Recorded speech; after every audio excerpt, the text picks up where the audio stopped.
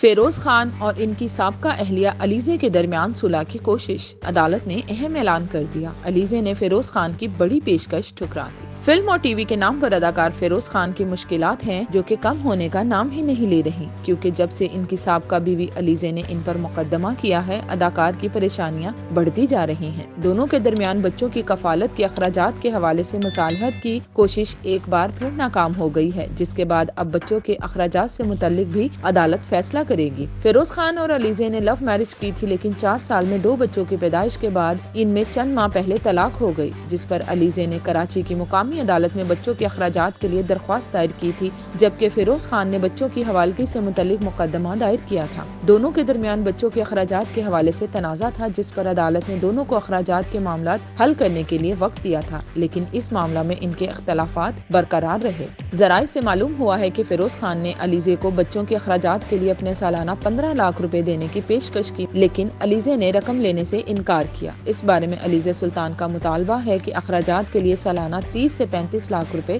دیے جائیں۔ یہ بھی معلوم ہوا ہے کہ فیروز خان نے دونوں بچوں کے ہر طرح کے اخراجات کے لیے ماہانہ 1 لاکھ روپے، عیدوں کے لیے فی بچہ 1 لاکھ روپے، جبکہ داخلہ اور اسکول کی چھٹیوں کے لیے بھی 1 لاکھ روپے دینے کی پیشکش کی، لیکن علیزے نے سب کچھ ماننے سے انکار کر دیا۔ فریقین کی صورتحال دیکھتے ہوئے اب بچوں کے اخراجات کا فیصلہ بھی عدالت کرے گی۔ دوسری طرف گزشتہ روز پہلی بار فیروز خان کی بہن اداکارہ امائمہ ملک بھی ان کی سپورٹ کے لیے عدالت گئیں، لیکن انہوں نے میڈیا سے بات چیت نہیں کی۔